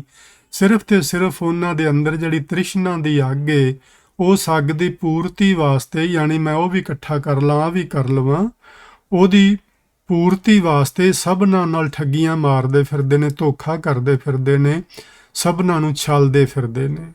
ਸੋ ਇਹ ਬਚਨ ਗੁਰੂ ਮਹਾਰਾਜ ਨੇ ਸਾਨੂੰ ਇਹਨਾਂ 2 ਪੰਕਤੀਆਂ ਵਿੱਚ ਸਮਝਾਏ ਨੇ ਵੀ ਇੱਕ ਤੇ ਨਿੰਦਿਆ ਕਰਨ ਵਾਲੇ ਜਿਹੜੇ ਲੋਕ ਨੇ ਉਹ ਤ੍ਰਿਸ਼ਨਾ ਦੀ ਅੱਗ ਵਿੱਚ ਸੜਦੇ ਨੇ। ਦੂਸਰਾ, ਉਹਨਾਂ ਦਾ ਵਿਸ਼ਵਾਸ ਨਹੀਂ ਰਹਿੰਦਾ ਕਿਉਂਕਿ ਉਹ ਸਭਨਾਂ ਦੇ ਨਾਲ ਧੋਖਾ ਧੜੀ, ਹੇਰਾ ਫੇਰੀ, ਠੱਗੀ ਉਹ ਕਰਦੇ ਨੇ, ਸਭਨਾਂ ਨੂੰ ਛਲਦੇ ਫਿਰਦੇ ਨੇ। ਸੋ ਅਗਲਾ ਜਿਹੜਾ ਬਚਨ ਹੈ ਜੀ, ਉਹਦੇ ਵਿੱਚ ਆਖਿਆ ਗੁਰੂ ਜੀ ਨੇ, ਸੰਤ ਕੈ ਦੂਖਣ ਤੇਜ ਸਭ ਜਾਏ। ਤੇਜ ਦਾ ਮਤਲਬ ਹੁੰਦਾ ਹੈ ਬੰਦੇ ਦੀ ਜਿਹੜੀ ਪਰਸਨੈਲਿਟੀ ਹੈ, ਜਿਹੜਾ ਉਹਦਾ ਪ੍ਰਭਾਵ ਲੋਕਾਂ ਦੇ ਪੈਂਦਾ, ਉਹਦਾ ਤੇਜ ਪ੍ਰਤਾਪ ਆਪਾਂ ਜਿਹਨੂੰ ਆਖਦੇ ਹਾਂ। ਕਿਸੇ ਬੰਦੇ ਦਾ ਬੜਾ ਤੇਜ ਪ੍ਰਤਾਪ ਹੋਵੇ, ਉਹਦੀ ਗੱਲ ਨਾ ਕੋਈ ਮੋੜਦਾ ਹੋਵੇ, ਉਹਦਾ ਬਚਨ ਲੋਕੀ ਸੁਣਦੇ ਹੋਣ, ਮੰਨਦੇ ਹੋਣ, ਉਹ ਜੋ ਆਪਣੇ ਇਲਾਕੇ ਵਿੱਚ ਹੁਕਮ ਕਰ ਦੇਵੇ ਲੋਕ ਉਹਨੂੰ ਮੰਨਦੇ ਹੋਣ। ਪਰ ਜੇ ਉਹ ਬੰਦਾ ਸੰਤਾਂ ਦੀ ਨਿੰਦਿਆ ਕਰਨ ਲੱਗ ਪਵੇ ਤੇ ਉਹਦਾ ਜਿਹੜਾ ਉਹ ਤੇਜ ਪ੍ਰਤਾਪ ਹੈ ਨਾ, ਉਹ ਸਾਰਾ ਚਲਾ ਜਾਂਦਾ, ਉਹ ਰਹਿੰਦਾ ਨਹੀਂ। ਉਦਾਹਰਨ ਦੇ ਤੌਰ ਤੇ ਆਪਾਂ ਨਾ ਲਿਆ ਮੈਂ ਬਾਣੀ ਵਿੱਚੋਂ ਹਰਨਾਕਸ਼ ਤੇ ਪ੍ਰਹਿਲਾਦ ਦੀ ਉਦਾਹਰਨ ਆਪਾਂ ਲਈਏ। ਨਿੰਦਾ ਦੁਸ਼ਟੀ ਤੇ ਕਿਨ ਫਲ ਪਾਇਆ, ਹਰਨਾਕਸ਼ ਨਖਹਿ ਬਿਦਾਰੇ। ਇਹ ਜਿਹੜੀ ਦੁਸ਼ਟ ਨਿੰਦਿਆ ਏ, ਨਿੰਦਾ ਦੁਸ਼ਟੀ ਨੇ ਇੱਥੇ ਇਸ ਲਈ ਲਿਖਿਆ ਵੀ ਇਹ ਨਿੰਦਿਆ ਬੜੀ ਦੁਸ਼ਟ ਏ। ਇਸ ਦੁਸ਼ਟ ਤੋਂ ਕਿਸੇ ਨੇ ਕੀ ਫਲ ਪਾਇਆ ਅੱਜ ਤੱਕ? ਜਿਸ ਵੀ ਕਿਸੇ ਨੇ ਕਿਸੇ ਦੂਜੇ ਦੀ ਪਰਾਈ ਨਿੰਦਿਆ ਕੀਤੀ ਏ, ਉਸ ਦਾ ਫਲ ਉਹਨੂੰ ਮਾੜਾ ਹੀ ਮਿਲਿਆ, ਚੰਗਾ ਨਹੀਂ ਮਿਲਿਆ। ਤੇ ਹਰਨਾਕਸ਼ ਵੱਲ ਵੇਖ ਲਵੋ, ਇਹ ਗੁਰੂ ਤੀਜੇ ਪਾਤਸ਼ਾਹ ਜੀ ਨੇ ਬਚਨ ਨੇ, ਹਰਨਾਕਸ਼ ਨਖਹਿ ਬਿਦਾਰੇ। ਹਰਨਾਕਸ਼ ਨੂੰ ਪਰਮਾਤਮਾ ਨੇ ਨਰ ਸਿੰਘ ਦਾ ਰੂਪ ਧਾਰਨ ਕਰਕੇ ਨਹੁੰਆਂ ਦੇ ਨਾਲ ਚੀਰ ਕੇ ਮਾਰ ਸੁੱਟਿਆ। ਕਿਉਂ ਮਾਰਿਆ? ਹਰਨਾਕਸ਼ ਬੜਾ ਪ੍ਰਤਾਪੀ ਰਾਜਾ ਸੀ। ਇੱਥੇ ਆ ਕਿ ਸੰਤ ਕੈ ਦੂਖਣ ਤੇਜ ਸਭ ਜਾਏ। ਉਹ ਬੜਾ ਪ੍ਰਤਾਪੀ ਰਾਜਾ ਸੀ। ਇੱਕ ਵਕਤ ਇਹੋ ਜਿਹਾ ਉਹਦੀ ਜ਼ਿੰਦਗੀ ਵਿੱਚ ਆ ਗਿਆ ਸੀ ਜਦੋਂ ਇਹੋ ਜਿਹੀਆਂ ਗੱਲਾਂ ਕਰਨ ਲੱਗ ਪਿਆ ਸੀ ਕਿ ਰੱਬ ਨਾਂ ਦੀ ਕੋਈ ਚੀਜ਼ ਨਹੀਂ, ਹਰਨਾਕਸ਼ ਹੀ ਸਭ ਕੁਝ। ਉਹਦੇ ਨਾ ਹਰਨਾਕਸ਼ ਦੇ ਸੰਬੰਧ ਵਿੱਚ ਕੁਝ ਬਚਨ ਲਿਖੇ ਹੋਏ ਮਿਲਦੇ ਨੇ। ਉਹ ਇਸ ਤਰ੍ਹਾਂ ਦੇ ਨੇ, ਜਲੇ ਹਰਨਾਕਸ਼, ਥਲੇ ਹਰਨਾਕਸ਼, ਹੈ ਪੀ ਹਰਨਾਕਸ਼, ਹੋਸੀ ਪੀ ਹਰਨਾਕਸ਼। ਇਹੋ ਜਿਹੇ ਬਚਨ ਇਹਦੇ ਸੰਬੰਧ 'ਚ ਲਿਖੇ ਮਿਲਦੇ ਨੇ। ਇੰਨਾ ਅਕਸਰ ਜਦੋਂ ਇਹੋ ਜਿਹੀਆਂ ਗੱਲਾਂ ਬੰਦਾ ਕਰਦਾ, ਉਹਦਾ ਕਿੰਨਾ ਤੇਜ਼ ਪ੍ਰਤਾਪ ਹੋਏਗਾ ਉਹਦੇ ਆਪਣੇ ਇਲਾਕੇ ਵਿੱਚ, ਉਹਦੇ ਰਾਜ ਭਾਗ ਵਿੱਚ। ਉਹ ਲੋਕਾਂ ਨੂੰ ਕਹਿੰਦਾ ਸੀ ਹੁਣ ਮੈਂ ਹੀ ਹਾਂ, ਰੱਬ ਕੋਈ ਨਹੀਂ ਹੈਗਾ। ਲੇਕਿਨ ਉਹਦੇ ਘਰੇ ਹੀ ਰੱਬ ਦਾ ਇੱਕ ਭਗਤ ਪੈਦਾ ਹੋਇਆ ਜਿਸ ਦਾ ਨਾਂ ਪ੍ਰਹਿਲਾਦ ਰੱਖਿਆ ਗਿਆ। ਪ੍ਰਹਿਲਾਦ ਜਨ ਸਦ ਹਰ ਗੁਣ ਗਾਵੇ। ਪ੍ਰਹਿਲਾਦ ਜਿਹੜਾ ਹੈ ਉਹ ਰੱਬ ਦਾ ਪਿਆਰਾ ਹੈ ਤੇ ਉਹ ਸਦਾ ਹੀ ਵਾਹਿਗੁਰੂ ਜੀ ਦੇ ਗੁਣ ਗਾਉਂਦਾ ਰਹਿੰਦਾ ਹੈ। ਉਹ ਵਾਹਿਗੁਰੂ ਦਾ ਸਿਮਰਨ ਕਰਦਾ ਹੈ। ਹਰਨਾਕਸ਼ ਕਹਿ ਰਿਹਾ ਹੈ ਕਿ ਰੱਬ ਨਾਂ ਦੀ ਕੋਈ ਚੀਜ਼ ਨਹੀਂ। ਆਪਣੇ ਪੂਰੇ ਰਾਜ ਦੇ ਅੰਦਰ ਉਹਨੇ ਢੰਡੋਰਾ ਪਿਟਵਾ ਦਿੱਤਾ ਹੈ ਕਿ ਅੱਜ ਤੋਂ ਬਾਅਦ ਤੁਸੀਂ ਹਰਨਾਕਸ਼ ਨੂੰ ਹੀ ਰੱਬ ਕਰਕੇ ਪੂਜਣਾ ਹੈ। ਤੇ ਉਹਦੇ ਘਰ ਵਿੱਚ ਹੀ ਰੱਬ ਦਾ ਭਗਤ ਪੈਦਾ ਹੋਇਆ ਜਿਹੜਾ ਕਹਿੰਦਾ ਕਿ ਨਹੀਂ, ਮੈਂ ਤੇ ਰੱਬ ਦੀ ਪੂਜਾ ਕਰਾਂਗਾ, ਮੈਂ ਹਰਨਾਕਸ਼ ਦੀ ਪੂਜਾ ਨਹੀਂ ਕਰਾਂਗਾ। ਮੈਂ ਵਾਹਿਗੁਰੂ ਜੀ ਦੇ ਪਰਮਾਤਮਾ ਦੇ ਗੁਣ ਗਾਵਾਂਗਾ, ਮੈਂ ਹਰਨਾਕਸ਼ ਦੇ ਗੁਣ ਨਹੀਂ ਗਾਵਾਂਗਾ। ਇਸ ਰੱਬ ਦੇ ਪਿਆਰੇ ਨੂੰ ਹਰਨਾਕਸ਼ ਨੇ ਦੁੱਖ ਦਿੱਤਾ। ਉਸ ਦੀ ਥਾਂ ਥਾਂ ਨਿੰਦਿਆ ਕੀਤੀ, ਉਸ ਨੂੰ ਪਹਾੜਾਂ ਤੋਂ ਸੁਟਵਾਇਆ, ਉਸ ਨੂੰ ਸਮੁੰਦਰ ਵਿੱਚ ਡੁਬੋਇਆ, ਉਸ ਨੂੰ ਜਿਸ ਘਰ ਵਿੱਚ ਸੱਪ ਛੱਡੇ ਸੀ, ਬਹੁਤ ਸਾਰੇ ਵੱਡੇ ਵੱਡੇ ਜ਼ਹਿਰੀਲੇ ਨਾਗ ਛੱਡੇ ਸੀ, ਉਸ ਘਰ ਦੇ ਵਿੱਚ, ਉਸ ਕੋਠੇ ਵਿੱਚ ਪ੍ਰਹਿਲਾਦ ਨੂੰ ਰੱਖਿਆ ਗਿਆ। ਬਾਹਰੋਂ ਤਾਲਾ ਲਗਾ ਦਿੱਤਾ ਗਿਆ ਵੀ ਇਹਨੂੰ ਸੱਪ ਖਾ ਜਾਣਗੇ, ਮਰ ਜਾਏਗਾ। ਪਰ ਪ੍ਰਹਿਲਾਦ ਹਰ ਜਗ੍ਹਾ ਤੋਂ ਬਚਦਾ ਰਿਹਾ। ਹਰ ਜੀਓ ਲਏ ਉਬਾਰੇ। ਵਾਹਿਗੁਰੂ ਜੀ ਆਪਣੇ ਸੇਵਕ ਦੀ ਲਾਜ ਰੱਖਦੇ ਰਹੇ, ਉਸ ਨੂੰ ਹਰ ਵਕਤ ਹਰ ਮੁਸੀਬਤ ਤੋਂ ਉਹ ਬਚਾਉਂਦੇ ਰਹੇ। ਲੇਕਿਨ ਮੈਂ ਗੱਲ ਇੱਥੇ ਇਹ ਕਰਨਾ ਚਾਹੁੰਦਾ ਕਿ ਨਿੰਦਾ ਦੁਸ਼ਟੀ ਤੇ ਕਿਨ ਫਲ ਪਾਇਆ। ਇਸ ਦੁਸ਼ਟ ਨਿੰਦਿਆ ਨੂੰ ਜਿਨਨੇ ਵੀ ਇਹਦਾ ਸੰਗ ਕੀਤਾ, ਉਸ ਨੂੰ ਇਹਦਾ ਜਿਹੜਾ ਰਿਜ਼ਲਟ ਹੈ, ਜਿਹੜਾ ਇਹਦਾ ਫਲ ਹੈ, ਉਹ ਬੜਾ ਮਾੜਾ ਮਿਲਿਆ। ਜਿਵੇਂ ਹਰਨਾਕਸ਼ ਨੂੰ, ਇਸ ਦੇ ਨਿੰਦਿਆ ਕਰਨ ਦੇ ਕਾਰਨ ਰੱਬ ਦੇ ਪਿਆਰੇ ਦੀ, ਪ੍ਰਹਿਲਾਦ ਦੀ, ਰੱਬ ਜੀ ਨੇ ਨਰ ਸਿੰਘ ਰੂਪ ਧਾਰਨ ਕਰਕੇ ਆਪਣੇ ਨਹੁੰਆਂ ਦੇ ਨਾਲ ਇਸ ਨੂੰ ਚੀਰ ਕੇ, ਇਹਨੂੰ ਪਾੜ ਕੇ, ਇਹਨੂੰ ਮਾਰ ਸੁੱਟਿਆ, ਜਿਹੜਾ ਏਡਾ ਵੱਡਾ ਪ੍ਰਤਾਪੀ ਰਾਜਾ ਸੀ। ਸੋ ਸੰਤ ਕੈ ਦੂਖਣ ਤੇਜ ਸਭ ਜਾਏ। ਸੰਤਾਂ ਦੀ ਨਿੰਦਿਆ ਕਰਨ ਨਾਲ ਬੰਦੇ ਦਾ ਸਾਰਾ ਜਿਹੜਾ ਤੇਜ ਪ੍ਰਤਾਪ ਹੈ ਉਹ ਚਲਾ ਜਾਂਦਾ ਹੈ। ਸੰਤ ਕੈ ਦੂਖਣ ਨੀਚ ਨੀਚਾਏ। ਸੰਤਾਂ ਦੀ ਨਿੰਦਿਆ ਕਰਨ ਦੇ ਨਾਲ ਬੰਦਾ ਨੀਚ ਨੀਚਾਏ ਤੋਂ ਮਤਲਬ ਨੀਵਿਆਂ ਤੋਂ ਨੀਵਾਂ ਹੋ ਜਾਂਦਾ ਹੈ। ਯਾਨੀ ਜਿਹੜਾ ਬੰਦਾ ਨੀਚ ਕਰਮ ਕਰਨ ਲੱਗ ਪਏ, ਲੋਕ ਉਹਨੂੰ ਫਿਰ ਨੀਚ ਹੀ ਆਖਣ ਲੱਗ ਪੈਂਦੇ ਨੇ। ਉਹ ਬੰਦਾ ਫਿਰ ਨੀਚਾਂ ਤੋਂ ਵੀ ਨੀਚ ਬਣ ਜਾਂਦਾ ਹੈ ਜਿਹੜਾ ਸੰਤਾਂ ਦੀ ਨਿੰਦਿਆ ਕਰਦਾ ਹੈ। ਸੋ ਇਸ ਬਚਨ ਵਿੱਚ ਗੁਰੂ ਮਹਾਰਾਜ ਨੇ ਸਾਨੂੰ ਆਖਿਆ ਵੀ ਇੱਕ ਤੇ ਉਹ ਬੰਦਾ ਨੀਚਾਂ ਤੋਂ ਵੀ ਨੀਚ ਹੋ ਜਾਂਦਾ ਹੈ ਤੇ ਉਹਦਾ ਸਾਰਾ ਜਿਹੜਾ ਤੇਜ ਪ੍ਰਤਾਪ ਹੈ ਨਾ, ਉਹ ਸਾਰੇ ਦਾ ਸਾਰਾ ਖਤਮ ਹੋ ਜਾਂਦਾ ਹੈ। ਉਹ ਬੰਦਾ ਹਰਨਾਕਸ਼ ਦੀ ਤਰ੍ਹਾਂ ਆਖਰ ਨੂੰ ਮਾੜੀ ਮੌਤੇ ਮਰਦਾ ਹੈ, ਇਸ ਤਰ੍ਹਾਂ ਆਖ ਲਈਏ। ਅਗਲਾ ਜਿਹੜਾ ਬਚਨ ਹੈ, ਬਚਨ ਅਖੀਰਲਾ ਹੈ ਜੀ। ਸੰਤ ਦੋਖੀ ਕਾ ਥਾਉ ਕੋ ਨਾਹੇ। ਜਿਹੜੇ ਸੰਤਾਂ ਦੀ ਨਿੰਦਿਆ ਕਰਦੇ ਨੇ, ਸੰਤਾਂ ਦੇ ਗੁਣਾਂ ਵਿੱਚ ਉਹਨਾਂ ਨੂੰ ਗੁਣਾਂ ਨੂੰ ਅੱਖੋਂ ਪਾਸੇ ਪਰੋਖੇ ਕਰਕੇ ਉਹਨਾਂ ਵਿੱਚ ਦੋਸ਼ ਆਰੋਪਣ ਕਰਦੇ ਨੇ, ਕਾ ਥਾਉ ਕੋ ਨਾਹੇ। ਉਹਨਾਂ ਦਾ ਕੋਈ ਥਾਂ ਟਿਕਾਣਾ ਨਹੀਂ ਹੁੰਦਾ। ਯਾਨੀ ਉਹਨਾਂ ਨੂੰ ਨਾ ਇਸ ਸੰਸਾਰ ਵਿੱਚ ਢੋਈ ਮਿਲਦੀ ਏ, ਨਾ ਅੱਗੇ ਪਰਮਾਤਮਾ ਦੇ ਦਰ ਘਰ ਵਿੱਚ ਉਹਨਾਂ ਨੂੰ ਕੋਈ ਥਾਂ ਪ੍ਰਾਪਤ ਹੁੰਦੀ ਏ। ਸੰਤ ਦੋਖੀ ਕਾ ਥਾਉ ਕੋ ਨਾਹੇ। ਕੋਈ ਥਾਂ ਉਹਨਾਂ ਨੂੰ ਨਹੀਂ ਮਿਲਦਾ। ਨਾਨਕ ਸੰਤ ਭਾਵੈ ਤਾਂ ਓਏ ਭੀ ਗਤ ਪਾਹੇ। ਜੇ ਸੰਤਾਂ ਨੂੰ ਚੰਗਾ ਲੱਗ ਜਾਏ, ਭਾ ਜਾਏ, ਓਏ ਭੀ ਗਤ ਪਾਹੇ, ਉਹ ਵੀ ਇਸ ਨਿੰਦਿਆ ਚੁਗਲੀ ਵਾਲੇ ਮੰਦ ਕਰਮ ਤੋਂ ਬਚ ਨਿਕਲਦੇ ਨੇ ਤੇ ਉਹਨਾਂ ਦੀ ਅਵਸਥਾ ਵੀ ਉੱਚੀ ਬਣ ਸਕਦੀ ਏ ਜੇ ਸੰਤਾਂ ਨੂੰ ਚੰਗਾ ਲੱਗ ਜਾਏ। ਸੰਤ ਭਾਵੈ ਤਾਂ, ਇਹ ਜਿਹੜਾ ਤਾਂ ਸ਼ਬਦ ਹੈ ਨਾ ਜੀ, ਇਹਦੇ ਨਾਲ ਸਾਨੂੰ ਪਹਿਲਾਂ ਜੇ ਆਪੇ ਹੀ ਲਗਾ ਲੈਣਾ ਹੁੰਦਾ ਹੈ। ਜਿਵੇਂ ਅਸੀਂ ਇਫ ਦੈਨ ਵਾਲਾ ਉਹ ਜਿਹੜਾ ਰੂਲ ਹੈ ਨਾ, ਉਹ ਇਹਦੇ ਤੇ ਲਾਗੂ ਹੁੰਦਾ ਹੈ। ਜਾਂ ਤਾਂ, ਜੇ ਆਹ ਕੰਮ ਹੋਵੇ ਤਾਂ ਉਹ ਹੋਏਗਾ, ਜੇ ਆਹ ਕੰਮ ਨਾ ਹੋਇਆ ਤਾਂ ਉਹ ਵੀ ਨਹੀਂ ਹੋਣਾ।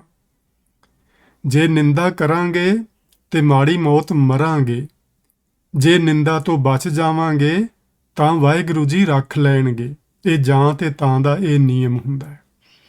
ਨਾਨਕ ਸੰਤ ਭਾਵੈ ਤਾਂ, ਜੇ ਸੰਤ ਨੂੰ ਚੰਗਾ ਲੱਗ ਜਾਏ, ਸੰਤਾਂ ਨੂੰ ਗੁਰੂਆਂ ਨੂੰ ਚੰਗਾ ਲੱਗ ਜਾਏ ਤਾਂ ਓਏ ਭੀ ਗਤ ਪਾਹੇ, ਉਹ ਨਿੰਦਿਆ ਕਰਨ ਵਾਲੇ ਲੋਕ ਵੀ ਨਿੰਦਿਆ ਚੁਗਲੀ ਤੋਂ ਬਚ ਜਾਂਦੇ ਨੇ ਤੇ ਉੱਚੀ ਆਤਮਿਕ ਅਵਸਥਾ ਪ੍ਰਾਪਤ ਕਰ ਲੈਂਦੇ ਨੇ।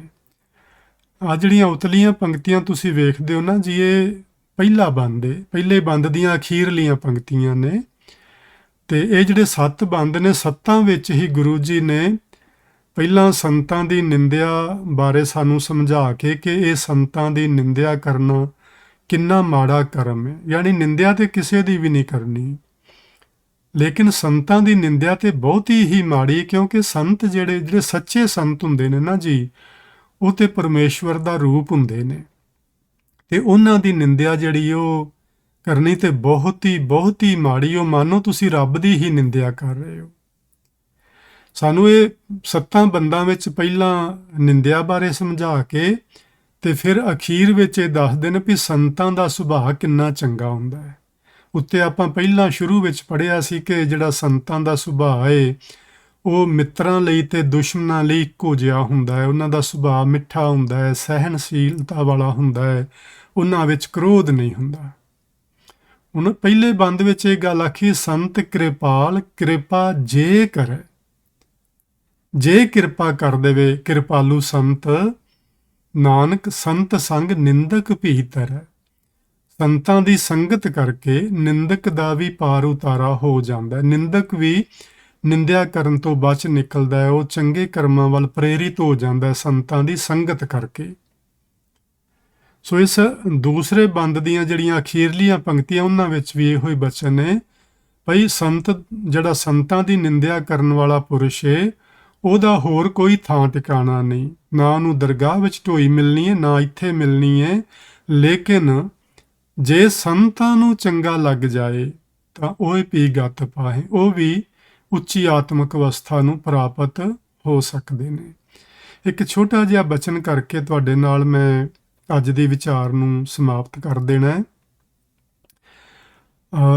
ਮੈਨੂੰ ਯਾਦ ਹੈ ਪੁਰਾਣੇ ਸਮੇਂ ਜਦੋਂ ਮੈਂ ਇੰਡੀਆ 'ਚ ਹੁੰਦਾ ਹਾਂ ਤੇ ਉਦੋਂ ਅਜੇ ਸੰਤ ਜਿਹੜੇ ਨਾ ਈਸ਼ਰ ਸਿੰਘ ਜੀ ਉਹ ਸ਼ਰੀਰ ਕਰਕੇ ਸਨ ਤੇ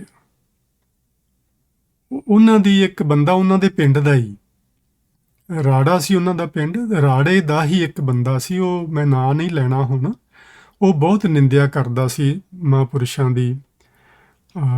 ਇਹ ਜ਼ਰੂਰੀ ਨਹੀਂ ਹੁੰਦਾ ਕਿ ਹਰ ਬੰਦੇ ਦੇ ਵਿਚਾਰ ਸਾਡੇ ਨਾਲ ਮਿਲਦੇ ਨੇ, ਹੋ ਸਕਦਾ ਕਿ ਇਹ ਸੰਤ ਦੇ ਨਾਲ ਸਾਡੇ ਵਿਚਾਰ ਵੀ ਨਾ ਮਿਲਦੇ ਹੋਣ, ਪਰ ਇਹਦਾ ਇਹ ਮਤਲਬ ਨਹੀਂ ਅਸੀਂ ਲੈਣਾ ਕਿ ਹੁਣ ਅਸੀਂ ਉਹਦੀ ਨਿੰਦਿਆ ਤੇ ਲੱਕ ਬੰਨ੍ਹ ਲਈਏ। ਉਹਦੇ ਵਿਚਾਰ ਨਾ ਮਿਲਦੇ ਹੋਣਗੇ ਤੇ ਉਹ ਬੜੀ ਹੀ ਨਿੰਦਿਆ ਸੰਤਾਂ ਦੀ ਕਰਦਾ ਰਹਿੰਦਾ ਸੀ। ਹਰ ਵਕਤ ਉਹਨੇ ਜਿੱਥੇ ਜਿਹਦੇ ਨਾਲ ਵੀ ਬਹਿਣਾ ਬਸ ਉਹ ਸੰਤਾਂ ਦੀ ਗੱਲ ਹੀ ਸ਼ੋਅ ਕੇ ਉਹਨੇ ਬਹਿ ਜਾਣਾ ਤੇ ਉਹਦੀ ਮਾੜੀ ਹੀ ਕਰਨੀ, ਚੰਗੀ ਇੱਕ ਗੱਲ ਨਾ ਕਰਨੀ। ਤੇ ਆਖਰ ਮਰਨਾ ਤੇ ਆਪਾਂ ਸਾਰਿਆਂ ਨੇ ਹੀ ਹੈ ਜੀ, ਕਿਸੇ ਨੇ ਵੀ ਇਸ ਸੰਸਾਰ ਵਿੱਚ ਸਦਾ ਨਹੀਂ ਰਹਿਣਾ। ਉਸ ਬੰਦੇ ਦਾ ਨਾ ਜੀ ਅੰਤ ਸਮਾਂ ਆ ਗਿਆ ਤੇ ਉਹ ਢਿੱਲਾ ਮੱਠਾ ਹੋ ਗਿਆ, ਡਾਕਟਰ ਨੇ ਆਖਤਾ ਵੀ ਇਹਨੇ ਹੁਣ ਬਚਣਾ ਨਹੀਂ। ਤੇ ਉਹਦੀ ਇਹ ਹਾਲਤ ਵੇਖ ਕੇ ਨਾ ਇੱਕ ਆਦਮੀ ਤਰਸ ਵਾਲਾ, ਚੰਗੇ ਸੁਭਾਅ ਵਾਲਾ, ਪਰਮਾਤਮਾ ਦਾ ਨਾਂ ਲੈਣ ਵਾਲਾ, ਉਹਨੂੰ ਉਹਦੇ ਤੇ ਬੜੀ ਦਇਆ ਆਈ ਵੀ ਇਹ ਸਾਰੀ ਉਮਰ ਮਹਾਂਪੁਰਸ਼ਾਂ ਦੀ ਨਿੰਦਿਆ ਕਰਦਾ ਰਿਹਾ, ਪਤਾ ਨਹੀਂ ਇਹਦਾ ਕੀ ਹਾਲ ਹੋਏਗਾ ਤੇ ਇਹ ਹੁਣ ਮਰਨ ਕਿਨਾਰੇ ਪਿਆ ਹੋਇਆ ਹੈ। ਉਹ ਨਾ ਜੀ ਤਰਸ ਕਰਕੇ ਸੰਤਾਂ ਕੋਲ ਆ ਗਿਆ, ਆ ਕੇ ਸੰਤਾਂ ਅੱਗੇ ਹੱਥ ਜੋੜ ਕੇ ਬੇਨਤੀ ਕਰਨ ਲੱਗਾ ਵੀ ਮਹਾਂਪੁਰਸ਼ੋ, ਉਹ ਜਿਹੜਾ ਫਲਾਣਾ ਆਦਮੀ ਨਾ, ਤੁਹਾਨੂੰ ਪਤਾ ਹੀ ਹੈ ਕਿ ਸਾਰੀ ਜ਼ਿੰਦਗੀ ਉਹ ਜਦੋਂ ਤੁਸੀਂ ਇੱਥੇ ਆਏ ਹੋ ਇਸ ਡੇਰੇ ਤੇ, ਡੇਰਾ ਜਦੋਂ ਦਾ ਤੁਸੀਂ ਲਾਇਆ ਹੈ ਉਦੋਂ ਦੀ ਤੁਹਾਡੀ ਉਹ ਨਿੰਦਿਆ ਕਰਦਾ ਹੈ ਤੇ ਉਹ ਨਾ ਹੁਣ ਮਰਨ ਵਾਲਾ ਹੈ ਤੇ ਮੈਂ ਤੁਹਾਨੂੰ ਬੇਨਤੀ ਕਰਨ ਆਇਆ ਕਿ ਗੁਰੂ ਅਰਜਨ ਦੇਵ ਮਹਾਰਾਜ ਜੀ ਨੇ ਲਿਖਿਆ ਹੋਇਆ ਹੈ, ਸ਼ਾਇਦ ਉਹ ਬੰਦਾ ਸੁਖਮਨੀ ਸਾਹਿਬ ਪੜ੍ਹਦਾ ਹੋਏਗਾ ਤੇ ਉਹਨੇ ਆਹ ਹੀ ਬਚਨ ਆਖੇ ਸੀ ਵੀ ਜੇ ਸੰਤਾਂ ਨੂੰ ਚੰਗਾ ਲੱਗ ਜਾਏ ਤੇ ਨਿੰਦਕਾਂ ਦਾ ਵੀ ਭਲਾ ਹੋ ਜਾਂਦਾ ਹੈ ਤੇ ਤੁਸੀਂ ਮਹਾਂਪੁਰਸ਼ ਉਹਦੇ ਤੇ ਕਿਰਪਾ ਕਰ ਦਿਓ, ਉਹਦੇ ਔਗਣਾਂ ਨੂੰ ਨਾ ਚਿਤਾਰੋ, ਉਹਨੂੰ ਮਾਫ ਕਰ ਦਿਓ। ਇਸ ਤਰ੍ਹਾਂ ਤਰਲੇ ਨਾਲ ਉਹਨੇ ਬਚਨ ਕੀਤਾ। ਸੰਤਾਂ ਨੇ ਪਤਾ ਕੀ ਆਖਿਆ, ਆਖਣ ਲੱਗੇ ਭਾਈ ਤੂੰ ਫਿਕਰ ਨਾ ਕਰ, ਉਹਦਾ ਭਲਾ ਹੋ ਹੀ ਜਾਣਾ। ਤੇ ਉਹ ਆਖਣ ਲੱਗੇ ਵੀ ਮਹਾਰਾਜ ਵੀ ਉਹ ਤੇ ਸਾਰੀ ਉਮਰ ਨਿੰਦਿਆ ਕਰਦਾ ਰਿਹਾ, ਉਹਦਾ ਭਲਾ ਕਿਵੇਂ ਹੋ ਜਾਣਾ ਹੈ? ਬੜਾ ਸਾਦਾ ਬਚਨ ਹੈ ਜੀ, ਆਪਾਂ ਨੂੰ ਸਭਨਾਂ ਨੂੰ ਪੱਲੇ ਬੰਨ੍ਹ ਲੈਣਾ ਚਾਹੀਦਾ ਹੈ। ਉਹ ਕਹਿੰਦੇ ਨੇ ਕੁਛ ਵੀ ਕਹਿੰਦਾ ਰਿਹਾ, ਪਰ ਸੰਤਾਂ ਦਾ ਨਾਂ ਲੈ ਕੇ ਤੇ ਕਹਿੰਦਾ ਰਿਹਾ ਹੈ ਨਾ। ਬਸ ਸੰਤਾਂ ਦਾ ਨਾਂ ਲੈਣ ਕਰਕੇ ਹੀ ਉਹਦਾ ਭਲਾ ਹੋ ਜਾਣਾ ਹੈ। ਭਾਵੇਂ ਉਹ ਕਹਿੰਦਾ ਕੀ ਰਿਹਾ ਇਹ ਨਹੀਂ ਫਰਕ ਪੈਣਾ, ਪਰ ਸੰਤਾਂ ਦਾ ਨਾਂ ਲੈਂਦਾ ਰਿਹਾ ਹੈ। ਅਸੀਂ ਗੁਰੂ ਨਾਨਕ ਸਾਹਿਬ ਦਾ ਹਰ ਵਕਤ ਨਾਂ ਲੈਂਦੇ ਹਾਂ। ਆਪਾਂ ਗੁਰੂ ਨਾਨਕ ਸਾਹਿਬ ਦੀ ਹਰ ਵਕਤ ਸੰਗਤ ਕਰਦੇ ਹਾਂ। ਹੁਣ ਵੀ ਆਪਾਂ ਨਾ ਗੁਰੂ ਨਾਨਕ ਸਾਹਿਬ ਦੀ ਸੰਗਤ ਹੀ ਕਰਦੇ ਜੇ ਪਏ। ਇਹਨੂੰ ਸੱਚੀ ਦਿਲੋਂ ਜਾਣਿਆ ਕਰੋ, ਅੰਦਰੋਂ ਜਾਣਿਆ ਕਰੋ ਵੀ ਅੱਜ ਆਪਾਂ ਗੁਰੂ ਨਾਨਕ ਸਾਹਿਬ ਦੀ ਸੰਗਤ ਕਰਨ ਚੱਲੇ ਹਾਂ। ਹੁਣ ਆਪਾਂ ਗੁਰੂ ਅਰਜਨ ਦੇਵ ਮਹਾਰਾਜ ਦੇ ਬਚਨ ਪੜ੍ਹੇ ਨੇ, ਗੁਰੂ ਨਾਨਕ ਦਾ ਹੀ ਪੰਜਵਾਂ ਸਵਰੂਪ ਨੇ। ਸੋ ਆਪਾਂ ਹਮੇਸ਼ਾ ਜਦੋਂ ਵੀ ਗੁਰਬਾਣੀ ਪੜ੍ਹਦੇ ਹਾਂ, ਆਪਾਂ ਗੁਰੂ ਨਾਨਕ ਸਾਹਿਬ ਦੀ ਸੰਗਤ ਕਰ ਰਹੇ ਹੁੰਦੇ ਹਾਂ। ਤੇ ਗੁਰੂ ਨਾਨਕ ਸਾਹਿਬ ਦਾ ਨਾਂ ਅਸੀਂ ਬਾਰ-ਬਾਰ ਲੈਂਦੇ ਹਾਂ। ਹਰ ਬੰਦ ਵਿੱਚ ਵੇਖੋ ਨਾਂ ਨਾਨਕ ਆਉਂਦਾ ਹੈ। ਤੇ ਪਹਿਲੀ ਗੱਲ ਤੇ ਮੈਂ ਇਹ ਆਖਣਾ ਚਾਹਾਂਗਾ ਕਿ ਸਾਡੇ ਵਿੱਚੋਂ ਇਹ ਔਗਣ ਜਿਹੜਾ ਇਹਨਾਂ ਨਿੰਦਿਆ ਵਾਲਾ, ਇਹ ਹੁਣ ਪੱਕੇ ਤੌਰ ਤੇ ਨਿਕਲ ਜਾਣਾ ਚਾਹੀਦਾ ਹੈ।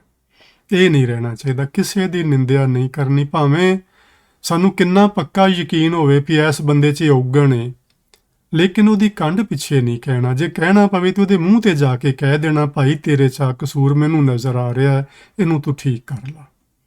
ਲੇਕਿਨ ਲੋਕਾਂ ਕੋਲ ਨਹੀਂ ਜਾ ਕੇ ਕਹਿਣਾ ਵੀ ਉਹ ਬੜਾ ਮਾੜਾ ਹੈ ਜੀ, ਉਹ ਬੜਾ ਗਲਤ ਹੈ ਜੀ, ਉਹਨੂੰ ਤੇ ਮੈਂ ਇਸ ਤਰ੍ਹਾਂ ਕਰਦੇ ਨੂੰ ਵੇਖਿਆ ਜੀ, ਉਹ ਤੇ ਉਹ ਕਰਦਾ ਸੀ ਪਿਆ। ਇਹ ਚੀਜ਼ਾਂ ਨਹੀਂ ਕਰਨੀਆਂ। ਇਹ ਆਪਾਂ ਪੱਕਾ ਮਨ ਵਿੱਚ ਬਿਠਾ ਲੈਣਾ ਹੈ। ਤੇ ਗੁਰੂ ਨਾਨਕ ਸਾਹਿਬ ਦਾ ਆਪਾਂ ਨਾਂ ਲੈਂਦੇ ਹਾਂ, ਆਪਾਂ ਵਾਹਿਗੁਰੂ ਜੀ ਦਾ ਨਾਂ ਲੈਂਦੇ ਹਾਂ। ਜੇ ਆਪਾਂ ਇਹਨਾਂ ਔਗਣਾਂ ਤੋਂ ਬਚ ਗਏ ਗੁਰੂ ਮਹਾਰਾਜ ਦੀ ਸੰਗਤ ਵਿੱਚ ਆ ਕੇ, ਤੇ ਸਮਝੋ ਆਪਣਾ ਭਲਾ ਹਰ ਹਾਲਤ ਵਿੱਚ ਹੋ ਜਾਏਗਾ। ਕੋਈ ਦੁਨੀਆ ਦੀ ਤਾਕਤ ਰੋਕ ਨਹੀਂ ਸਕੇਗੀ।